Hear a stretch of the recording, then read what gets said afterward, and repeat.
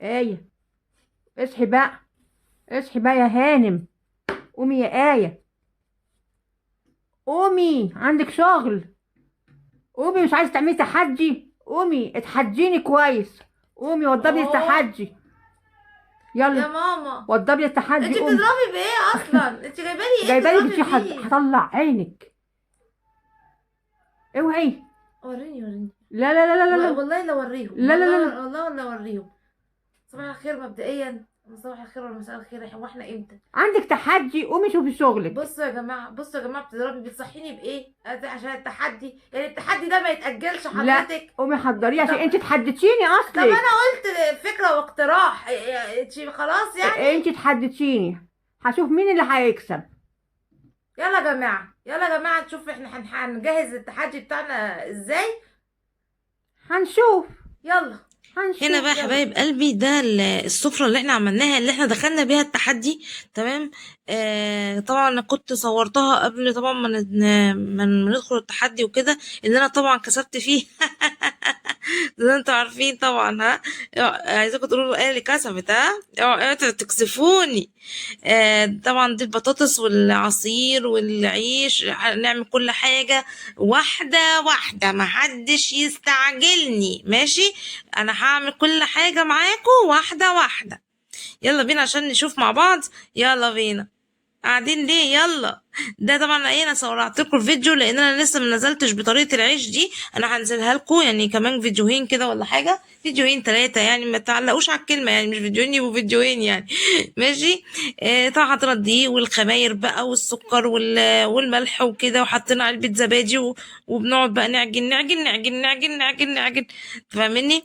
ان شاء الله بقى المره الجايه، يعني مش المره الجايه يعني، كمان كام فيديو كده هنزل لكم طريقه العيش دي. انا عاملاها والله، بس انا بس ايه، هي ازمه وقت ومجهود، والله مجهود. عايزه اقول لكم المونتاج بياخد وقت، ده الزيت. المجهود المونتاج طبعا بياخد معايا وقت والكلام ده. عايزه اقول لكم معايا فيديوهات متصوره ممكن بقالها شهرين، انا من لسه مش ما منتجتهاش اصلا. فاهمني؟ بس انا حبيت انزل لكم بده علشان تبقوا ايه يعني، عارفين انا عملت ايه ساعة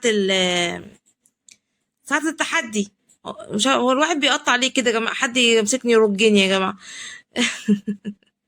فاكرين الشرايط بتاعت زمان، الواحد لما كان يمسكها كده ويقعد يرج فيها، هي ما نفس المنظر كده. تمام. طبعا دي بقى ايه المية بتاعتنا. وبقى هنعجن بقى عشان نعمل العيش. ايوه، انا هنجيب العيش من بره؟ عيب يعني معانا ام ايه بحالها ونجيبه عيش من بره؟ لا طبعا. بس على فكرة وصفة العيش دي بتاعتي، معلش بقى. ايوه.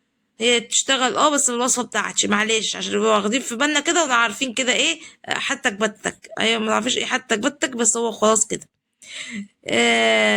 زي ما انتم شايفين كده، انا حبيت بس اصنع لكم، ما رضيتش والله اصنعه لكم اكتر من كده، فانا حبيت ايه يعني، اوري اديكم نبذه مختصره حلوه. نبذه مختصره دي والله، نبذه مختصره عن اللي حصل قبل التحدي بدقائق.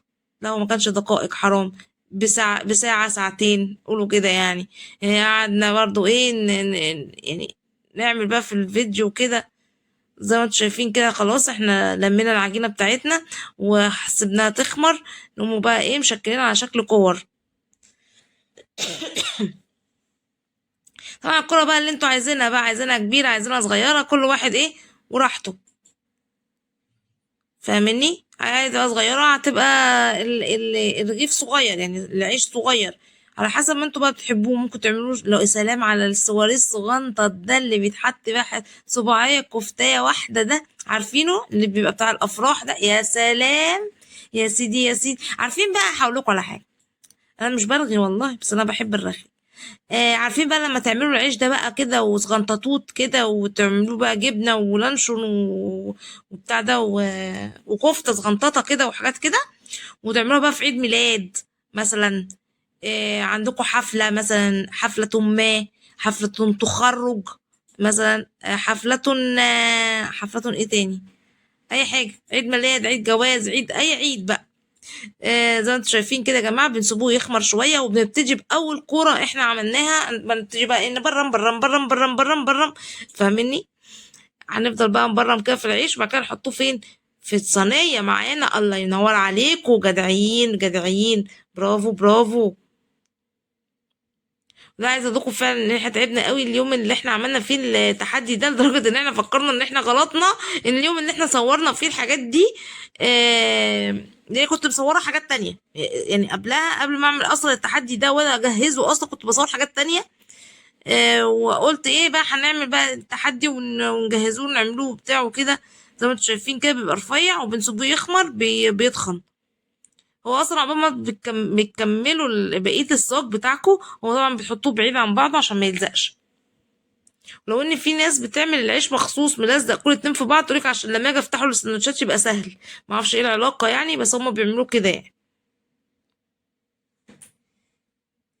زي ما انتم شايفين كده. ايوه بصوا بقى بعيد عن بعضه ازاي، ان ده هيتنفخ وده هيتنفخ، وده بعد بقى ما خبزناه بقى وطلعناه. زي ما انتم شايفين كده منفوخ. دي بقى ايه، ماما دخلت مره واحده جايبه البطاطس بتاعتها دي. ماشي، هي دلوقتي جايبه بطاطس بتقشرها، اللي هي البطاطس اللي احنا شفناها في الاول اللي هي كانت محمره. كنا محمرين بطاطس.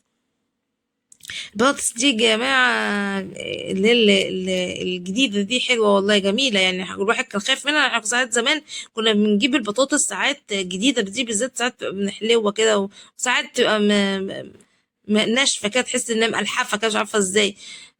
بتوجع كده في البق ساعات، ممكن تعور اصلا. لا ده كانت مره اللي نازله السنه دي حلوه فعلا يعني. ما اعرفش بقى بقيه البلدان وكده يعني. انا بسمع اسعار غريبه يعني، احنا بنجيبها ب 12 عندنا، ساعات بنجيبها ب 14. انا سمعت في ناس بتجيبها ب 18 وب 20. برضه انا مش عارفه صح ولا لا. طبعا خلاص ماما بقى هنسيبها بقى تعمل البطاطس بتاعتها، حطت زيت في الحله.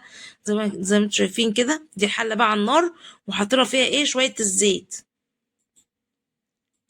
هي حطت زيت ولا محطتش زيت؟ يا لهوي انا مش شايفه في زيت في الحله. قولي لي يا ولاء، في زيت في الحله ولا لا؟ زي ما انتم شايفين كده يا جماعه. اولا لازم نسخن الطاسه كويس قوي ونحط الزيت، والزيت يسخن قوي قوي قوي، تمام، عشان ندي صدمه للكبد والقوانص. لان طبعا عشان ما تنزلش دم وحاجات زي كده، والحاجات دي احسن حاجه ان هي تاخد صدمه. فاحسن حاجه حتى لو انتوا بتعملوا كبده عاديه اللي هي الكبده البلدي العاديه، دي الكبد والقوانص طبعا احنا غسلينها كويس قوي ومقطعينها. احنا ما بنحبهاش نعملوها سليمه، فبنحب نقطعها ونغسلها كويس قوي، وبنحطها في المصفى تتصفى. تمام. هنحطها بقى كده في الزيت. انا كنت ببعد بالكاميرا شويه عشان الطراطيش بتاعت الزيت ما تجيش عليا. على فكره انا خوافه جدا يعني، اللي متابعني من اوائل الفيديوهات بتاعتي عارف ان انا خوافه جدا من ناحيه الزيت دي. طبعا ايه، ما تقلبوش فيها على طول، تحطوها تاخد وش وبعد كده تبتدوا تقلبوا. ليه؟ علشان ما تتهراش. الكبده بتاعت الفراخ بتبقى طريه جدا، بتبقى طريه قوي قوي يعني، ممكن تتهرى منكم وانتوا بتقلبوا. بصوا تقلبوا تقلبتين وبعد كده تسيبوها تاخد وش تاني، هكذا. ما تفضلوش تقلبوا تقلبوا تقلبوا، تتهري منكم. وخصوصا المقطعه دي، ان احنا طبعا لما بنقطعها وكده تحسوا ان قلبها بيبقى ايه يعني، مش عارفه اقول لكم ازاي، بس هي بيبقى باظظ كده بره كده. دي حته ماما كانت لقيتها في المصفى، بس ايه هنسيبها؟ لا جابتها رميتها في الحله. ايوه طبعا تتاخد من نايبها دي. دي اللي خدتها مني. ايوه خدتها مني، شفتوها وهي بتاخد مني الكبده المره اللي فاتت. ايوه يا جماعه قولوا لها انت ازاي تاخدي الكبده من ايه. قلت لها انا حبيت اغلس عليكي في الفيديو فقمت واخده منك الكبده. قلت لها تساعديني يعني تاخدي مني الكبده يا اختي، خدي الطبق كله.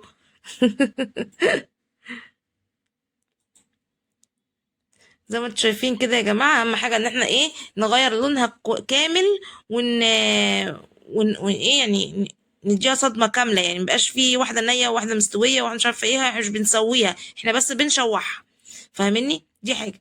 الحاجه التانية، مش عايز تقولي ايه يا بنتي يا ايه؟ مش عايز تقولي ايه؟ ايوه انا نسيت تصدقوا. هفتكر دلوقتي واقول لكم. هقول لكم متقلقوش، هقول لكم. بس اللي يفتكر فيكم انا كنت عايزه اقول ايه قولي. افتكرت بس اقول لكم قبل ما انسى تاني. احنا بقى بنحب نعمل الكبد القوانص دي بطريقه سهله وبسيطه، من غير بصل، من غير ثوم، من غير افتكاسات. في طبعا بنعملها في طريقه تانية بنعملها بالبصل، عايزه اصورها لكم في مره. تحفه تحفه تحفه التحف. لازم ده فلفل اسود. طبعا بتعتمد على الفلفل الاسود بكميه كبيره عشان الزفاره. هو مفيش غيرها طبعا، الفلفل الاسود هو اللي هيشيل الزفاره من الاكل كله. فاحنا مش حاطين غير فلفل اسود وملح فقط لا غير. احنا ما بنحبش البهارات اصلا في الاكل خالص. ولا تقولي لي ورق لورا ولا مش عارفه ايه. ممكن نحطه حبهان شويه في الشوربه، لكن غير كده نو نو نو نو، ما بنحبش البهارات. تمام. فحطينا الفلفل الاسود، تمام. وبعد كده بقى ايه المفروض ننزل بالملح بس شويه كمان، تشوح شويه كمان. فانا بنحب نشوحها بالفلفل زي برضو ما بنشوح اللحمه. ما بنيجي مثلا نشوح، بصوا هي بتنزل ميه لنفسها. بصوا الميه اللي في الجنب دي هي نفسها اللي بدأت تسرد في الميه بتاعتها، احنا ما حطينالهاش ميه. احنا لسه هنحط ميه بس هي لسه كده لحد دلوقتي لسه هي الميه بتاعتها بتسرد بقى، بتبتدي بقى ايه تلم بقى نفسها بقى، عشان هي ما كانتش ملمومه في قلب فهتبتدي تلم نفسها. هي تلم نفسها دي بس. ماشي عدوها. دي تبقى أكلة خفيفة، وممكن ساعات بناكلوها برز برضه، بتبقى تحفة بالرز، بتبقى جميلة جدا. وجنبها بطاطس محمرة كده، عايزة تاكلوا جنبها مخلل مفيش مشكلة برضه، حلوة قوي. عايزة اقول لكم مرة بعمل لكم اللي هي ام بصل دي، بتبقى تحفة. الكاميرا كانت بتدخن معايا من الكاميرا، لان انا سقطلكوا جوه الحله بصراحه. انا بصوا مش عايزاكم بصوا يعني تشوفوا كل حاجه، تشوفوا الحله كامله كده، يعني تشوفوا كل واحده في قلب الحله. طبعا كل ده عاملين نقلب فيه، يعني كل ده لسه ما حطيناش الميه، خليكم مركزين. ماشي، قولوا ماشي. شايفاكي اللي ما قلتيش قولي ماشي. هنقلب بقى تاني. بصوا هنقلب، ما بنقلبش على طول يا جماعة، ما بنقلبش على طول تاني، عشان ما يجيش يقول لي ايه اصل انا قطعتها زي ما هي قطعتها وطلعت في الاخر مهرية. يا جماعة ما بنقلبهاش على طول زي المكرونة. اعرف حد ماسكين المكرونة دب حاطينها المية اهو. بصوا نص كوباية مية، يعني مش نص كمان، ده اقل، يعني دوبك هي بس ايه تاخد غلوتين كده عشان تستوي. مسكوا المكرونه دب هاتك تقليب لحد ما بقت ايه دي بقت عزيزيه، ما بقتش مكرونه. حطينا الملح دلوقتي يا جماعه زي ما انتم شايفين كده. وده بقى منظر سفرتنا بعد ما غرفناها على طبقين. تمام. طبعا الكبد والقوانص يا جماعه بتخس جامد جدا بدرجه النص. ده كان نص كيلو اللي احنا جايبينه، هم طلعوا طبقين صغنطاطين دول. يعني الطبق اللي قدامكم ده كده يحتوي على ربع كيلو من الكبد والقوانص. تمام. ودي البطاطس بعد ما حمرناها، ما جبتش بقى البطاطس واحنا بنحمرها، يعني ده العيش بقى الحلو الحليوه اللي احنا عاملينه، والكركديه بتاعنا الجميل بالقطع التلج. بصوا واخدين بالكم ان الكوبايه اللي كانت قدامي يا جماعه مليانه تلج، ماما ما كانش قدامها غير حتتين. ليه بقى؟ عشان ما اعرفش اشربه